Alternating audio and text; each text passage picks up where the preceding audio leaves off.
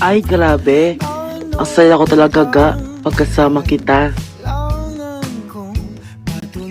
Ako rin. Wala akong pakialam sa sabihin ng iba.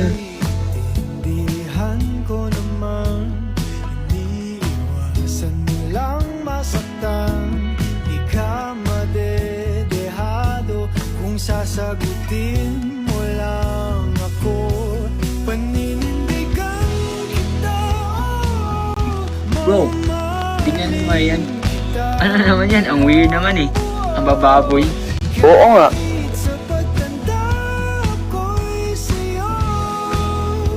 Hoy, anong ginagawa niyo ha? Wala naman kaming ginagawang masama.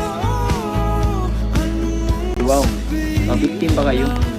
Nakakadiri yung tingnan. Hindi ba kayo nahihiya niyan? Relax ka lang. Huwag mo na silang patulan.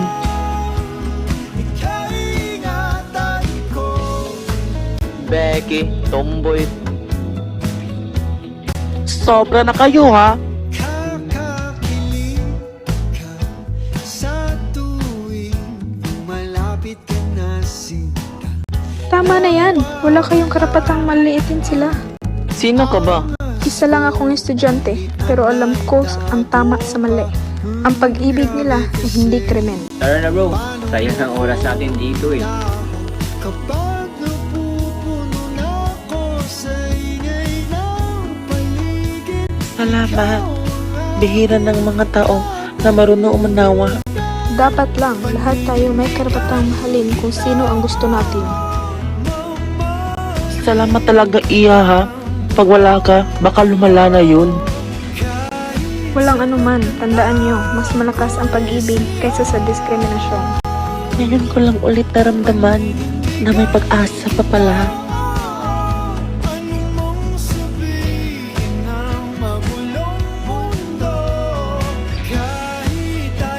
Ang pagmamahal ay walang pinipili.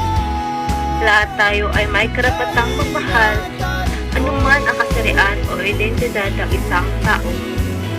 Sa kabila nito, marami pa rin nakararanas ng diskriminasyon dahil sa pagiging iba sa paningin ng lipunan. Ang pangmusga at pagmamaliit ay nagdudulot ng sakit at lalo napapalalim ang sugat na dinadala ng isang tao. Kaya mahalagang maging maunawain at mapagpababa. Ang simpleng respeto at kabaitan ay malaking hakbang laban sa diskriminasyon. Sa pagtanggap at pagkapantay-pantay, mas naging mga tao at ligtas ang mundo. Kahit alam kung tayo magbabago.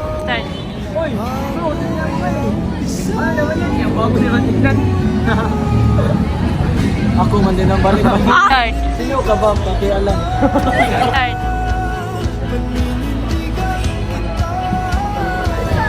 Start. Walang anuman, tandaan nyo, mas malakas ako. Start. Start.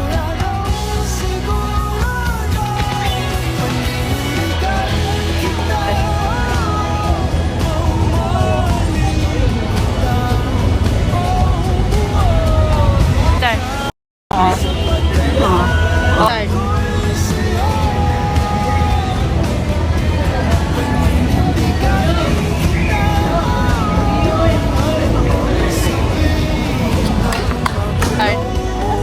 Start.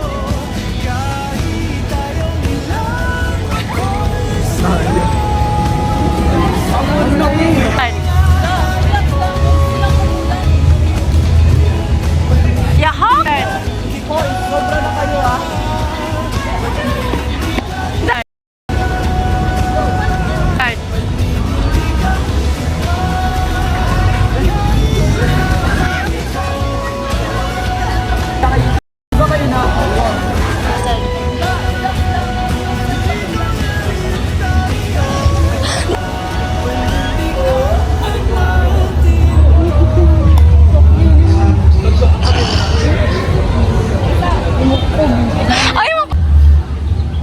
Nalimutan ako.